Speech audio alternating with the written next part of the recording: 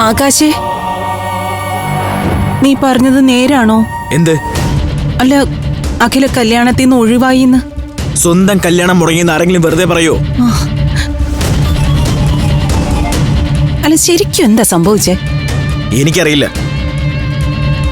അഖില എന്നെ വിളിച്ച് കല്യാണത്തിന് ഒഴിയാണെന്ന് പറഞ്ഞു. അമ്മയുടെ സ്വർണത്തോടുള്ള ആർത്തിയാണ് കാരണമെന്ന് പറഞ്ഞു. അമൃതേച്ചിയെ മേലിൽ സങ്കടപ്പെടുത്തിയ വിവരം അറിയുന്നതോട് പറഞ്ഞു. എനിക്കറിയാൻ പാടില്ലെന്ന് ചോദിക്കാം, നിങ്ങൾക്കൊക്കെ എന്തെങ്കിലും കുഴപ്പമുണ്ടോ? എടാ, സംഭവിച്ചത് എന്താന്ന് വെച്ചാലേ. വിസ്തരിക്കണ്ട. കല്യാണം കഴിക്കുന്ന ഞാനാ. ആ ഞാൻ അറിയാതെ അമൃതേച്ചിയോട് സ്വർണത്തിന്റെ കാര്യം പറയാൻ അമ്മയ്ക്ക് എന്താ അധികാരം? ഗതികേട് കൊണ്ട് പറ്റിപ്പോയതാടാ.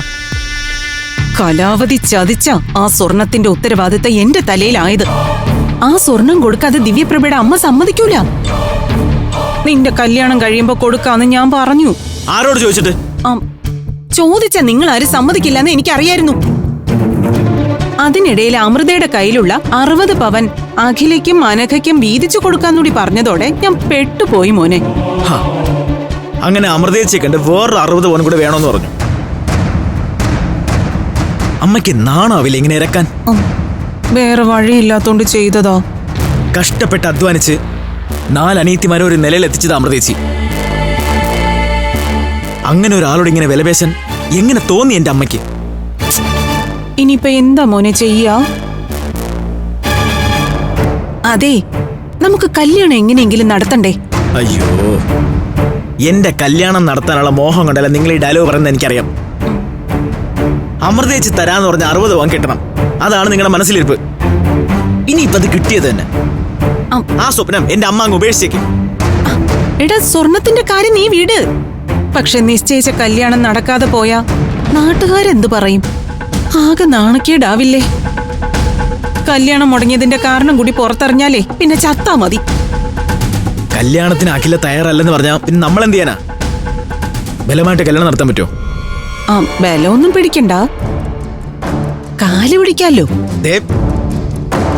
എങ്ങനെയെങ്കിലും ഈ കല്യാണം നടത്തണമെന്നും പറഞ്ഞ് അവളുടെ അമൃതയുടെയും കാല് പിടിക്കാൻ പോലും ഞാൻ ഒരുക്കുക. ദേ, നീ എന്റെ കൂടെ അവിടം വരെ ഒന്ന് വന്നാ മതി.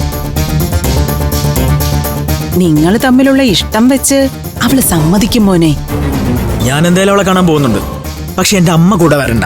അയ്യോ, അത് ശരിയാവില്ല. ഇത്രയും പ്രശ്നങ്ങൾ ഉണ്ടായിട്ട് ഞാൻ വന്ന് അന്വേഷിച്ചില്ലെന്ന് തോന്നരുതല്ലോ. ഞാനും വരാം. അങ്ങനെ ആരെങ്കിലും കൂട്ടി പോണമെങ്കിലേ അച്ഛനുണ്ടല്ലോ, ഞാൻ അച്ഛനെ വിളിച്ചോളാം. അച്ഛനെ വിളിച്ചോ? പക്ഷെ അമ്മയും വരും. അല്ലെങ്കിൽ അവരെന്ത് കരുതും?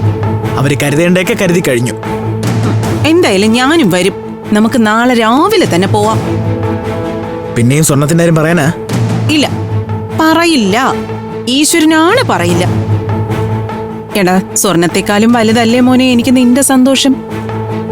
അതിനുവേണ്ടി ആരുടെ കാല് പിടിക്കാനും ഞാൻ തയ്യാറാ. എന്തായാലും അച്ഛൻ വരട്ടെ, എന്നിട്ട് തീരുമാനിക്കാം. മതി.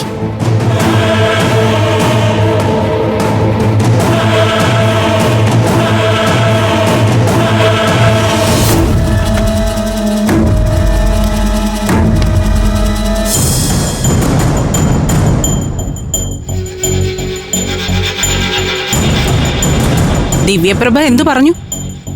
എന്ത് പറയാൻ? അവൾക്ക് പറയാനുള്ളതൊക്കെ രണ്ടുപേരോടും പറഞ്ഞല്ലോ. നീ എന്നോട് ഇങ്ങനെ ദേഷ്യപ്പെട്ടിട്ട് എന്താ കാര്യം? ഒരു കണക്കിന് ഞാൻ എല്ലാം ശരിയാക്കിക്കൊണ്ട് വന്നതാ. ഇങ്ങനൊരു അബദ്ധം പറ്റുമെന്ന് ഞാൻ കരുതിയോ? നീ അവളെ ഒന്ന് പറഞ്ഞു മനസ്സിലാക്ക്. ഈ കാര്യത്തിൽ ഞാൻ നിരപരാധിയാടാ. ഇപ്പൊ അവൾക്ക് അമ്മയോടാ ദേഷ്യം.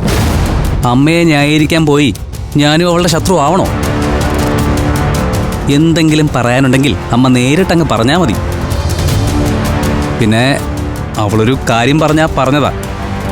ഇത്രയും ദിവസം അടങ്ങിക്കഴിഞ്ഞത് ആ സ്വർണം കൈ കിട്ടുമെന്നുള്ള പ്രതീക്ഷയില്ല. അത് നടക്കില്ല എന്ന് വന്നാ അവള് വൈലന്റ് ആവും. പിന്നെ ആര് പറഞ്ഞിട്ടും ഒരു കാര്യവുമില്ല. ഞാനൊരു വഴി കണ്ടുവച്ചിട്ടുണ്ട്. നാളെ ഞാനും ആകാശും പഞ്ചരത്നത്തിൽ പോകുന്നുണ്ട്.